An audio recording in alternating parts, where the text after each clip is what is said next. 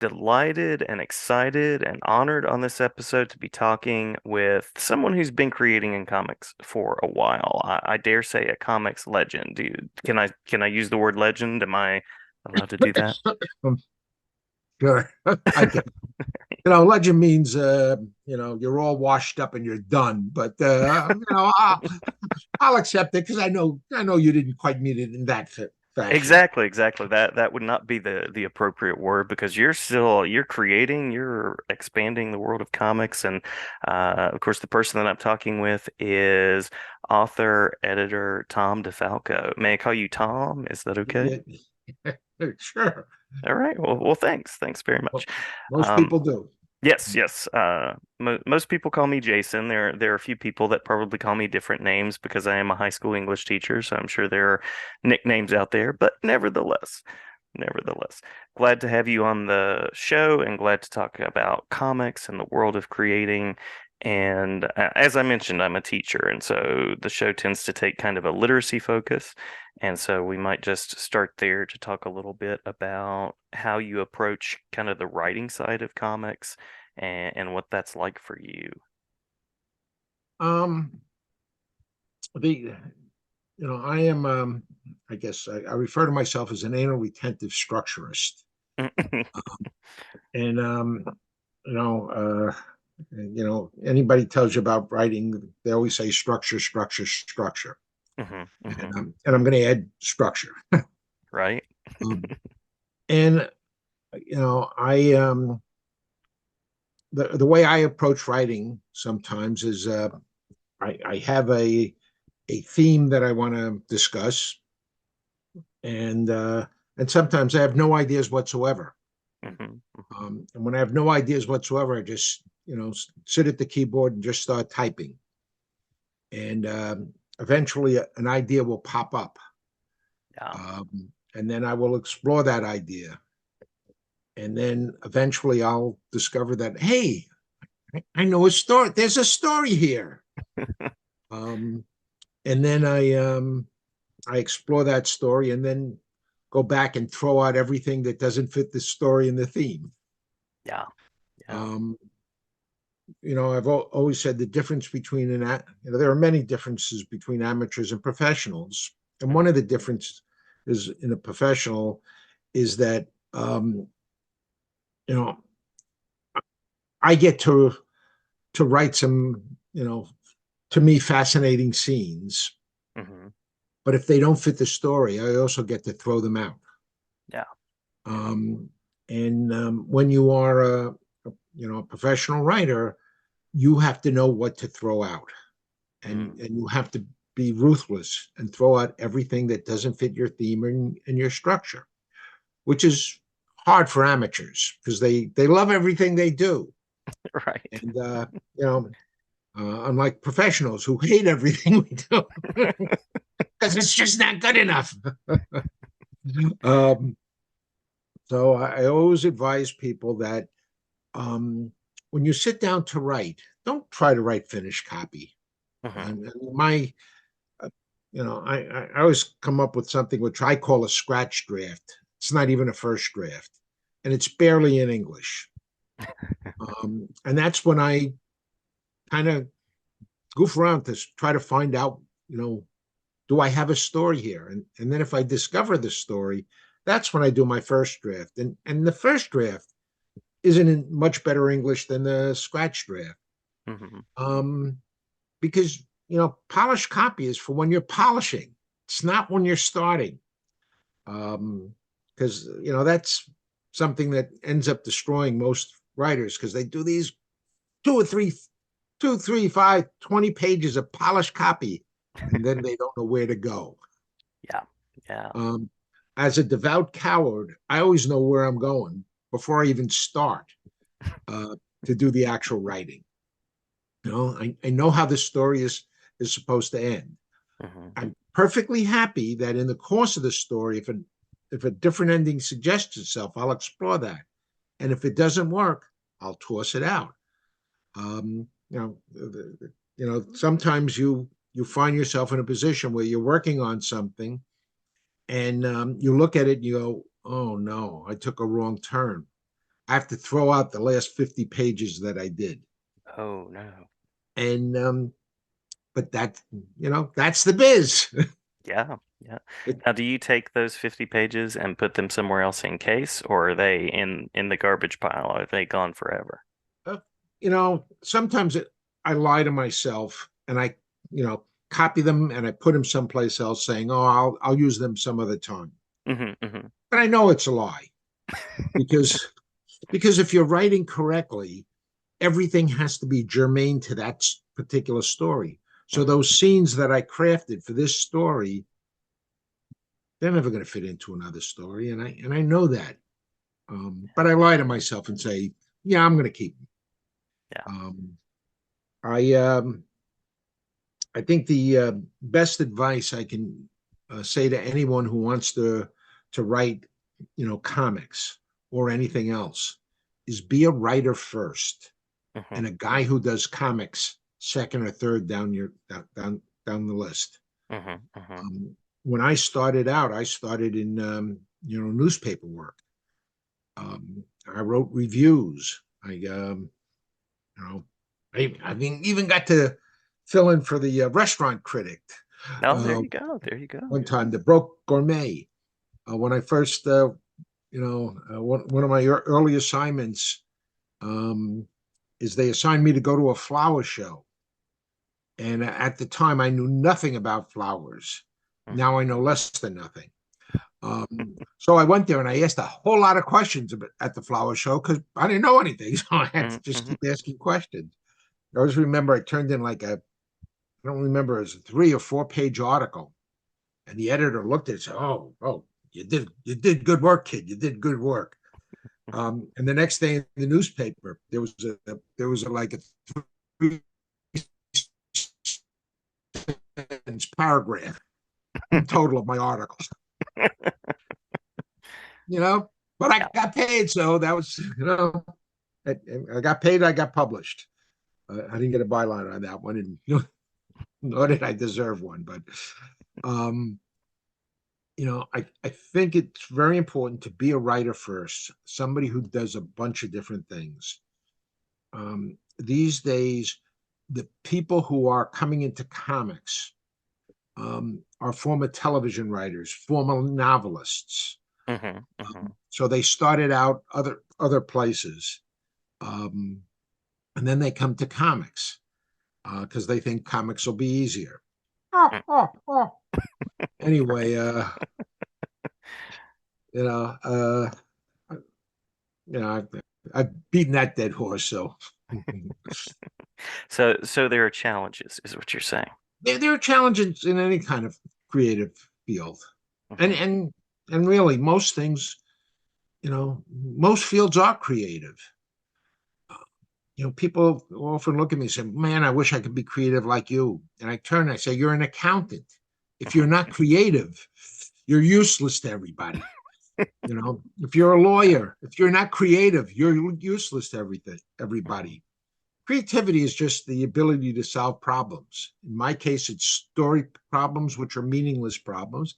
In the lawyer's case, they could be very severe problems. Hmm. In the accountant's case, again, could be severe problems. In the woodworker's case, he's also got to be creative to figure out, exactly how to make everything fit properly. Hmm. We're all creative. We just have to accept the fact that we're creative.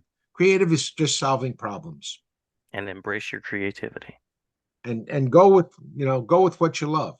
Hmm, hmm. Um, I happen to like telling stories. Uh, I'm going to guess you happen to like teaching, I do. I do. And it's very creative. and very creative because you got to keep 20 to 30, maybe 40 people amused at all times. So Hmm, you hmm. better be creative. Yeah. It's Um, baking a cake in the back of a truck on a bumpy road. you know, that's a that's a great image. I love that. Um, so we are all creative in our own ways, and we just have to embrace it. Yeah. Um, I, I I always tell my nieces and nephews who are, you know, trying to find their careers, their path in life, is just find something you love. Because if you really love what you're doing, you know, they say you'll never work a day in your life. That's bullshit. Hmm. Because Hmm. there's a reason why we call it work. Hmm. I can tell you as a writer, there are times when I really hate what I'm doing. Usually around 3 o'clock in the morning, and the deadline is at the nine the next morning. Yes, yeah. Um, it's not all fun and games. There are times in whatever field you're in, you are sweating it out, just trying to figure out how am I going to get through this one. Hmm. Um, but we persevere and we Yeah. keep coming back to the things we love. And I love that idea you were saying of scratching everything out and then marking the X of where you're going and changing what you need to. It's the Eudora Welty quote, killing your babies when you need to. Yeah, kill your darlings. Hmm. Yes, Hmm. yes. No, and unfortunately, so many times, the scene I love the most is the one that has to get cut because it Hmm. just doesn't fit. Yeah. Um, I, I'm very lucky to work with a number of great artists in the comic book field. My partner, Ron Frentz, and I've been working for, I guess, 40 plus years at this stage of the game. Uh-huh. Uh-huh. And so many times we start out with something that we really enjoy. Well, hey, how about if we do that? Oh, wow, that's terrific. And then we discuss it. And then when we end up with our story, excuse me, that scene that we loved that started the ball rolling has to Hmm. get cut. Hmm. Hmm. Um, that's the biz. Yeah. And you mentioned finding a good collaborator there. So I imagine that's a very important part of the process as well. Um, yeah, if you're lucky and you stumble upon the right guys. I mean, I've been very lucky to be paired with Ron Friends and Pat Olliffe and Hmm. um, Hmm. Ron Lim and Paul Ryan and Herb Trimpe and Barry Windsor Smith and John Buscema and Sal Buscema. I mean, man, have I been a lucky guy? But part of the journey of comics, and you definitely made a mark with lots of characters and stories over the years. Again, lucky guy. I happen to be in the right place at the right time. Yeah. Um, I was explaining to a friend of mine actually last night because he said, "Man, the way you maneuvered your career." And I said, "Maneuvered my career? What are you talking about?" I just happened to be a dope standing up, in the right hallway when somebody needed something. Um, and I can't emphasize this enough.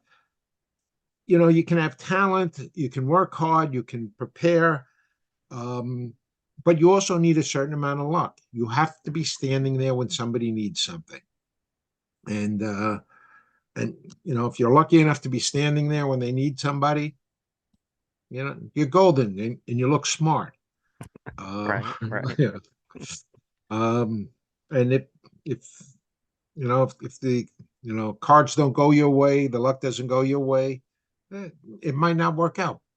But then you'll find your way to something else. Hmm. Hmm. Um, because I knew a guy who desperately wanted to be a writer, and he got to DC Comics. He did a bunch of assignments and just didn't quite work for him.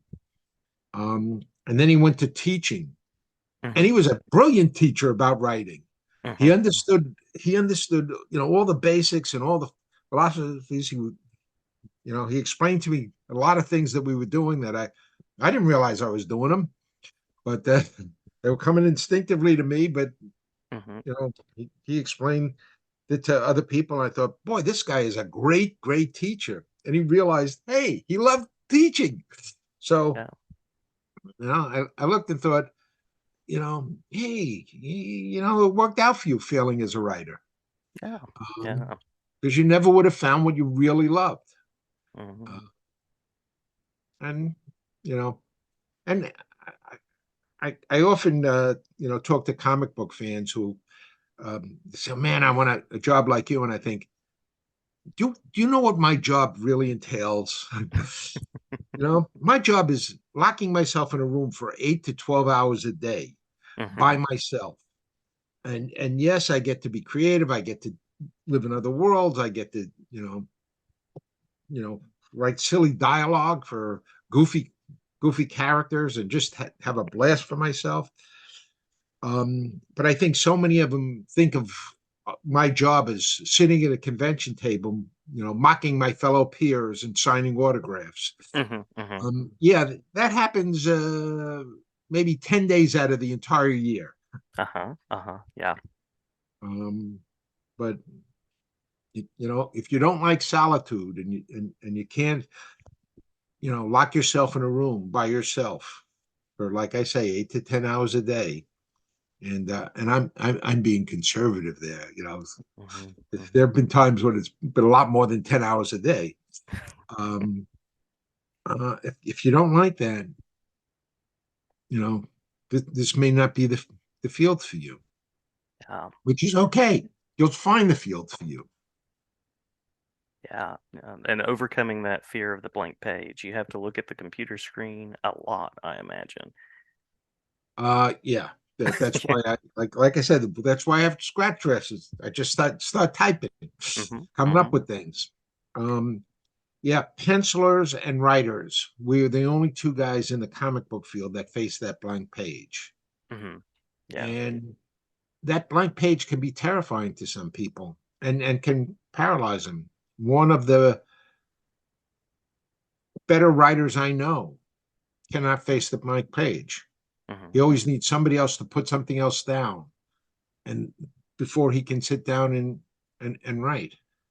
I used to tell him that we were a great team, because you know, I'm going to jump in and start plotting right away, and then you'll tell me how my plot sucks and how to make it better.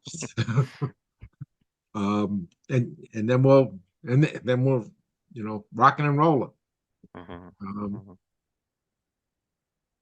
it's yeah, the blank page can get to you at times. But it's also great that you sort of know that experience and you came as a writer because you've worked extensively on the editing side. So I imagine you've had a lot of conversations with creatives over the years, and I'm curious about any particular interactions or maybe folks that sort of have gotten their start with you that were there at the right time, like you were talking about, that have been carried on. Um, I as an editor, I think I mainly worked with guys who had written before. Hmm. Um, I don't, there were a couple of people who, you know, tried to be writers, and I worked with them, and then eventually found out that it didn't work for them. Hmm. Hmm. Um, but with other writers, we all have our different ways of working and stuff, and so many guys you know, we don't talk about how we do it. We just do it. Right, right. Um, so I, wished I could have been better with younger writers, and and and and I wish that I could have, helped, help more writers. Um, I'm not sure in that regard. I'm not sure you know, I was as good as I could have been. Ah, Um, well. and sometimes we look back at things and say, yeah, I should have just spent more time doing that. Hmm. Uh, but then I wouldn't have had time to do other things. Um, and I like I say, I started first as a writer, and then I got my first job in comics at Archie Comics Hmm. Hmm. on the editorial staff. But I was there just to be a writer. Um, and then I started writing, for Charlton and DC and eventually Marvel. And at a at a certain point, Marvel asked me, Jim Shooter. asked me if I'd like to come on staff as an editor. Hmm. And at that time, I said, I hadn't had a full-time job in years, and wasn't sure I could even, do a staff job. And he kind of convinced me to come on for maybe 6 months just to help him, get the editorial staff together. Hmm. And that 6 months ended up to be closer to 20 years. So Yes. it was, it was not a master plan. None of it was a master plan. Hmm. Hmm. Becoming editor in chief was certainly not a master plan. Again, I happened to be the guy standing in the corner when they needed somebody. Um, you know, Yeah, well, I appreciate the honesty and the reflection, and I would also say you were evidently doing something right to be in that spot for 20 years as well. So, I, I guess so. I guess so. You know, I'm not saying that I didn't know what I was doing because you know, certain times I knew what I was doing, and other times I consider myself a fraud. But I think we mm, all walk around life thinking, you know, somewhere along the line they're going to bring a real adult in here to do this. Because oh, the I don't think, imposter syndrome. Yeah. yeah, we all have that at some level. The only people I know who didn't have that, you know, who thought they had all the answers, they never lasted long. So I don't Right. know. I don't know what happened. Yeah. Yeah. I'm just thinking about the first time I stepped in front of a classroom and I thought, where's the adult in here? And then I thought, oh, that's me. So I got to be the voice here so that some of the kids don't take over. Well, that's what you have to do. Yeah. I mean, when I was editor in chief, a number of times guys would come in and saying, you know, I'm having trouble with this guy. I'm having trouble with that guy. What am I supposed to do? Hmm. Hmm. And I would look at them and say, imagine you were in total control of this title.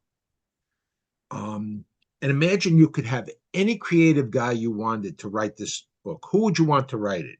And he said, oh, obviously, I want so and so to write it.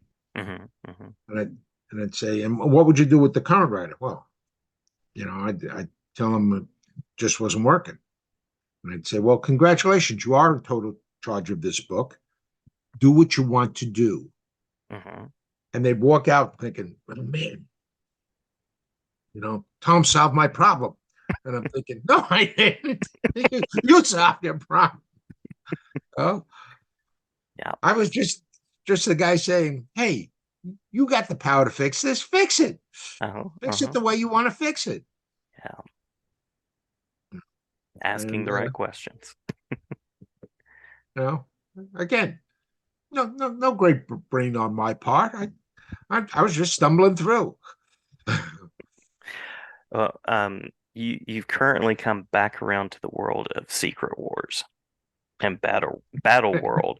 Um, so what has that been like creatively? You have this sort of journey, and I love how sometimes journeys also come back to places they've been before, in new and fresh ways. So what's that been like for you to revisit that?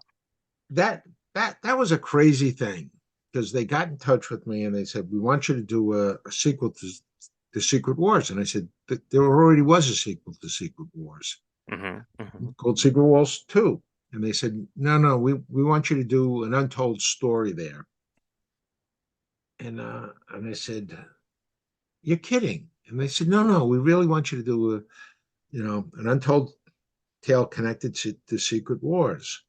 And I thought, you know, who's going to be interested in reading a story, from 40 years ago? Um, and I realized my editor wasn't even 40 years old.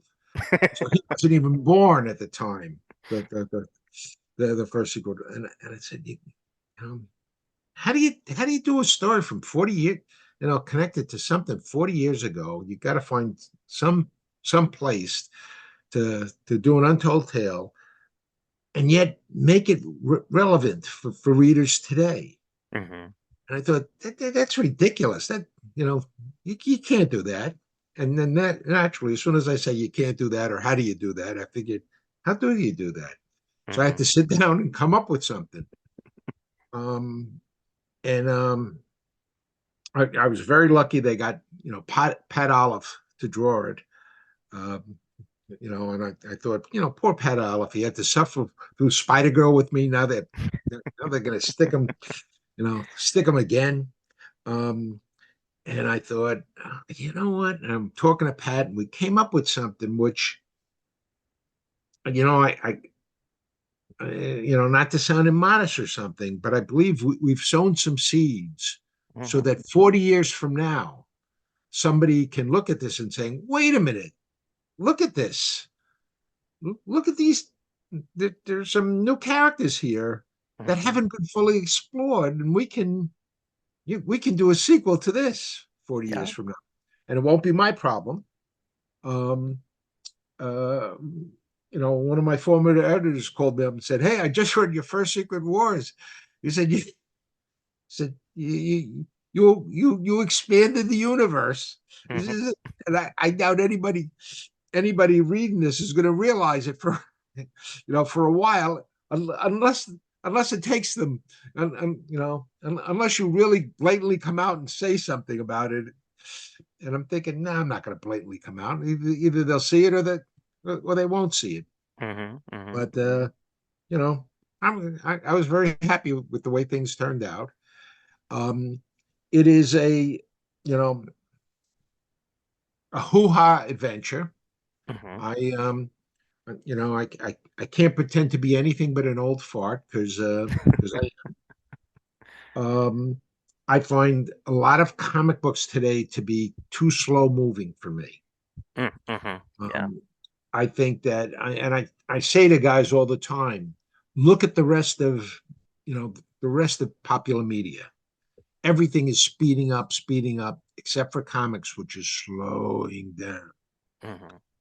Um, we need to move things along much faster to keep up with the rest of the universe.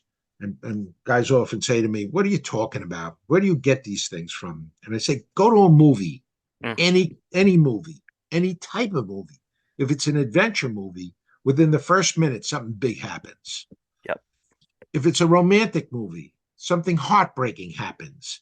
If it's a comedy, within the first minute, you're getting a laugh. And if you're not, you stop watching that movie." Hmm. Um, so, hey, guys, we're not by ourselves here. Hmm. We, you know, we need action. I don't know if you saw, um, have read the first issue of Hmm. okay. You notice we started off nice and slow in the middle of a big fight. Yes. The way to heat it up. Absolutely. You know, you just come on, guys. Every page, every panel is precious. Don't waste them. Hmm. Um, and I find too many comic books today to be more radio scripts Oh because yeah. they're, Yeah. they're they're all basically dependent purely on dialogue. And hey, I enjoy writing radio, or I did enjoy writing radio years ago. I haven't read radio in probably about 50 years or so. Mm. Um, but I enjoyed it at the time. But comics are not radio, Yeah. and There's a comics are not visual. movies. Yeah. Um, and television is not movies. All of these different facets of public, media. They're all different. They all have different rules, different structures, different ways of telling a story. Which is why it's so fascinating to do a bunch of different things. Yeah. Love that. You got to Yeah. try a bunch of different stuff. You know, Hmm. if you want to, you know, I've heard comic book writers say that the artist did not catch my vision. Hey, if you won't have such a unique vision, write prose. You know, Right. stick with prose. Yeah. Um, because comics are a collaborative effort. It's a team sport, and I Hmm. love that. that about it. I love working with Ron. I love working with Pat because you know they look at things and say, "Hey, this is an interesting scene, but what if we did this?" Mm-hmm. And you go, "Damn you! It's so much better than what I came up with." Well, yeah, the collaboration is real. The collaboration is real. The And as you collaboration, mentioned, it comes back to structure. yeah, yeah. It's all about Denny O'Neil, um, who was a great editor, Hmm. and I had the privilege of working with Denny at DC and also at Marvel. Um, used to have a sign on his wall. The job is boss. That forget about my ego, forget about your ego. Check the egos at the door. The job is the most important thing. Hmm. Um, one of the things um, I love, especially working with Ron Frentz, is that when we work on a series together and people write letters or reviews or that sort of stuff, they almost never discuss, Ron's style or my style or, or us as creative people. All they talk about are the characters. Hmm. And that's what's important. Yeah, They, yeah, our stories suck them in and they get hooked on the characterization, you know, except for certain fanboys who, want to, discuss things on a literary merit. right, Well, right. if you discuss things on a literary merit, deal with the real literature, not with comics. But I was impressed in Secret Wars, the most recent, how all of those elements come back. But then, as you mentioned, it's expanded. So a lot of the feeling of the story is intact, but you can also tell this is a new story, this is a new direction as well. Thank you. Hmm. That's that was the goal, to try to capture some of the old feeling and yet take us in new and different directions. Accomplished from my reader view, at least. Yep. Good. Have you seen the second issue yet? Oh yes, yes. Oh, Hmm. okay. And the third one is at the time of this recording on the way soon. All right. All right. I have not seen the second issue yet. I mean, I haven't seen a printed copy of the second issue, Hmm. but yeah. And did you like the different twists at the ends? We won't discuss what they are. Definitely, All right. definitely. I appreciate a good twist. Yes. More And I coming. won't give anything away either. We don't want to give anything away, I don't but want Marvel knocking on my door. Not that they would. you never know. You know? No. So I have one more official on the record question, and that is I always like to ask about current creative passions and directions. So I've had people talk about music they're creating or stories that they're currently interested in, or even things that they're currently reading. So anything of that nature that you'd like to shout out before we close. Well, in terms of comics, the the, the thing I tend to be doing the most is I work for Archie Comics, which is where I started. Hmm. I do stories for their digest books because they get in touch with me and they say, "Hey, we want to introduce two new characters, um, and if you could have a mystery in the story, and plus these five Archie characters, and can you do it all in 5 pages?" And I always look and think, "What?" And I'm a very lucky guy when it comes to things because I I'm a lucky guy. My finances are taken care of. Everything is fine. Hmm. Um, and I get to pick and choose what I'm going to do. And I look at these things and say, that's a ridiculous creative challenge. So naturally, I have to do it. And I just, you know, just have a great delight doing the Archie comic digest stories because I love the Archie characters. Hmm. I love all my characters. Well, the Spider characters, the Thor characters, the Fantastic Four characters. Yeah. You know, Yeah. a Spider Girl I was on for 13 years. I could probably do another 13 without blinking. Hmm. I'm not sure I have 13 years left, but that's another story. Uh, Hope so. Hope so. And many well, more. Many more. we'll see how things go. Hmm. Um, and you know, in the world of comics, that's you know that's where I am. And then I'm a lucky guy because I do a bunch of things outside of comics, and that I prefer not to discuss because because I made deals many years ago that I would never discuss them. Absolutely. So that's how it goes. Absolutely. Um, but life is good, and you know, and in terms of what I'm reading now, I'm reading a book by Jim Butcher, one Oh of my yeah. Uh-huh. Uh-huh. favorite authors. It's called The Olympian Affair, 600 pages, uh, and it's zipping by. There's, Nice. Nice. Mr. Butcher knows how to tell a story. Um, and so I'm having a great time with that. And then I have got the new Robert B. Parker, even though Mhm. Robert Mhm. has passed away. This one by Mike Lupick is out. I think it's called Broken Trust. That's sitting, waiting patiently. Uh, Love that. Love that. so that's where I am. I saw Aquaman Hmm. um, last night. Um, it you know it needed some work, Hmm. but Hmm. basically it was a fun movie. I agree. I You agree. know, I enjoyed it.